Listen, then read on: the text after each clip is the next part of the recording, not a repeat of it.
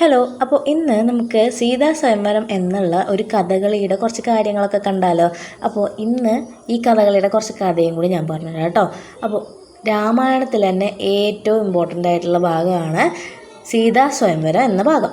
മിഥില രാജാവായ ജനകൻ തൻ്റെ മകളുടെ കല്യാണത്തിനായിട്ട്, അതായത് നമ്മുടെ സീതയുടെ കല്യാണത്തിനായിട്ട് വലിയൊരു സ്വയംവരം ഏർപ്പാടാക്കിയേക്കാണ്. അപ്പോൾ ഒരു പരീക്ഷണമുണ്ട്. ത്രയംബകം വില്ലെടുത്ത് കുലയ്ക്കുന്ന ആൾക്ക് മാത്രമേ സീതയെ വിവാഹം കഴിക്കാൻ പറ്റുള്ളൂ എന്ന്.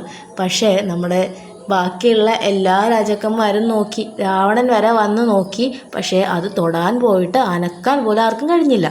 എന്നാൽ രാമൻ വന്ന് ആ വില്ല് കുലയ്ക്കുകയും അത് ചെയ്യുന്നതിൻ്റെ ഇടയിൽ ആ വില്ല് ഒടിഞ്ഞു പോവുകയും ചെയ്തു. അങ്ങനെ അവരുടെ കല്യാണമെല്ലാം കഴിഞ്ഞ് അവർ നേരെ അയോധ്യയിലേക്ക് പോവുകയാണ്. അപ്പോൾ പോകുന്ന വഴിക്ക് പരശുരാമൻ ഇവരുടെ വഴിയിലേക്ക് വരികയാണ്. അപ്പോൾ എങ്ങനെയാണ് ആൾ വന്നേ? ഈ ത്രയംബകം വില്ലൊടിഞ്ഞല്ലോ, ആ സമയം അതിൻ്റെ സൗണ്ട് എല്ലാ ലോകങ്ങളും കേട്ടു എന്നാണ് പറയുന്നത്. ലോകം മൊത്തം കേട്ടു. അപ്പോൾ ഈ വില്ല് ശിവഭഗവാന്റെയാണ്. അപ്പോൾ ശിവഭഗവാന്റെ ഏറ്റവും വലിയ ഭക്തനാണ് പരശുരാമൻ.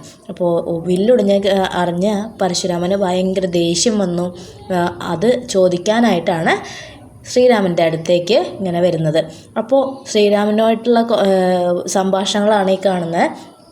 ആരാണ് ഈ വില്ലൊടിച്ചത്, എനിക്കറിയണം എന്നൊക്കെയുള്ള കോൺവെർസേഷനാണ് ഈ നടക്കുന്നത് കേട്ടോ. ഇതിനിടയിൽ ശ്രീരാമനോട് തർക്കിച്ച് സംസാരിക്കുന്ന പരശുരാമനോട് എതിര് പറയുന്ന ലക്ഷ്മണനെയും നമുക്ക് കാണാൻ പറ്റും കേട്ടോ.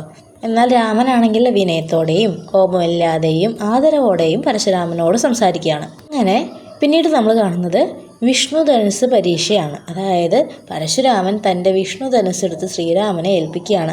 ഇത് കുലച്ചു കഴിഞ്ഞാൽ, അതായത് ഇതിൻ്റെ വില്ല് കുലച്ചു കഴിഞ്ഞാൽ ഞാൻ നിൻ്റെ സാമർത്ഥ്യം അംഗീകരിക്കാം എന്നാണ് പരശുരാമൻ സംസാരിക്കുന്നത്. ശ്രീരാമൻ അത് വളരെ എളുപ്പം കെട്ടുകയും ചെയ്തു. അങ്ങനെ പരശുരാമൻ ശ്രീരാമൻ്റെ ആരാണ് എന്നുള്ള വെളിപാടുണ്ടാവുകയാണ്. ഈ കാര്യം കണ്ടതോടുകൂടി പരശുരാമന് മനസ്സിലാവുകയാണ് മഹാവിഷ്ണുവിൻ്റെ അവതാരമായി തന്നെയാണ് ശ്രീരാമൻ വന്നിരിക്കുന്നത്, അദ്ദേഹം സാധാരണ ഒരു വ്യക്തിയല്ല എന്ന്.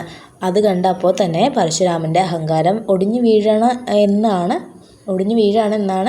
കാണിക്കുന്നത് കേട്ടോ. അദ്ദേഹം രാമനെ നമസ്കരിച്ച് പിന്മാറുകയാണ് അവസാനം കാണിക്കുന്നത്. ഒരു 7-8 മണി ആയപ്പോഴാണ് കേട്ടോ നമ്മുടെ ഈ കഥകൾ തുടങ്ങിയത്. എല്ലാം കഴിഞ്ഞ് വന്നപ്പോഴേക്കും ഒരു 10:30 ആയിട്ടുണ്ടായിരുന്നു. അത്രയും നേരം നല്ല ചെണ്ടമേളം, അസാധ്യമായ ചെണ്ട ആണ് വാദ്യം അതുണ്ടായിരുന്നത്.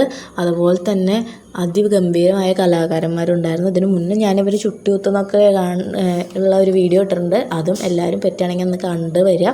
അപ്പോൾ ഇന്നത്തെ വീഡിയോ ഇത്രയേ ഉള്ളൂ. വീഡിയോ ഇഷ്ടപ്പെട്ടാൽ എല്ലാവരും ലൈക്ക്, ഷെയറും കമൻറ്റ്, സബ്സ്ക്രൈബും ചെയ്യുക. കൂടെ അപ്പോൾ ഇന്നത്തേക്ക് എല്ലാവർക്കും ബൈ. പിന്നൊരു ദിവസം പിന്നൊരു വീഡിയോ ആയിട്ട് കാണാം കേട്ടോ.